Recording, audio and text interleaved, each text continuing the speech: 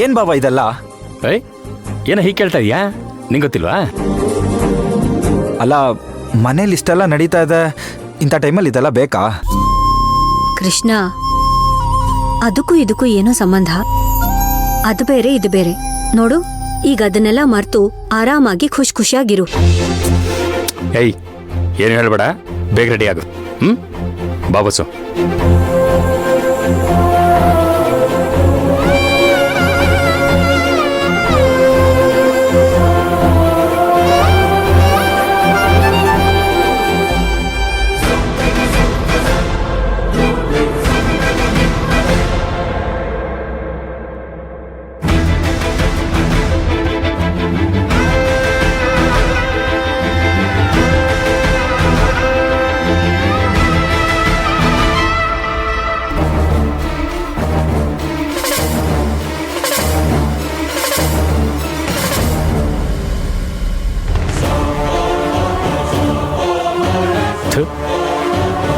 ಇಂಥ ಕೆಲಸ ಮಾಡಿ ಮನೆ ಹಾಳು ಮಾಡಿತ್ತು.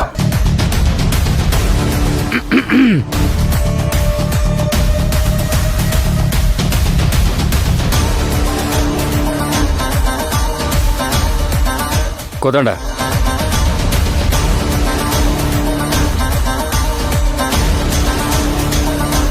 ಅದೇನು ಅಂತ ನನಗೆ ಹೇಳಿ. ಕೋದಂಡ, ಇನ್ನೊಂದು ಶಾಸ್ತ್ರ ಬಾಕಿ ಇದೆ. ಏನ್ ಶಾಸ್ತ್ರ ಅನ್ಕೊಂಡು ಇನ್ನೂ ಅದೆಷ್ಟು ಶಾಸ್ತ್ರ? ಪ್ರಸ್ತುತ ಶಾಸ್ತ್ರ ಬಾಕಿ ಇದೆ. ನಮ್ಮೇಲಿನ ಕೋಪಕ್ಕೆ ಸಂಸಾರನ ಶುರು ಮಾಡದೆ ಮುಹೂರ್ತನ ಹಾಳು ಮಾಡ್ಕೋಬೇಡಿ. ಅದನ್ನೇ ಹೇಳೋಣ ಅಂತ ಬಂದೆ. ಬೇಗ ರೆಡಿಯಾಗಿ ಬನ್ನಿ.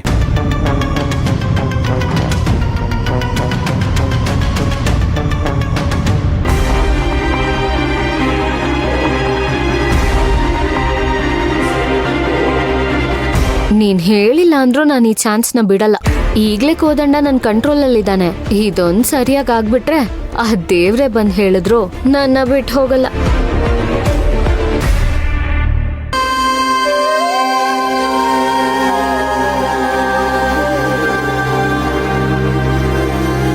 ದೊರೆಸ್ವಾಮಿ, ನಿನ್ನ ಮಗಳಿಗೆ ಕಂಕಣ ಭಾಗ್ಯ ಕೂಡಿ ಬಂದಿದೆ. ತುಂಬಿದ ಕುಟುಂಬ ಒಂದಕ್ಕೆ ನಿನ್ನ ಮಗಳು ಸೊಸೆಯಾಗಿ ಹೋಗೋದು ನಿಶ್ಚಿತ. ತುಂಬ ಕುಟುಂಬ ಅಂತೆ.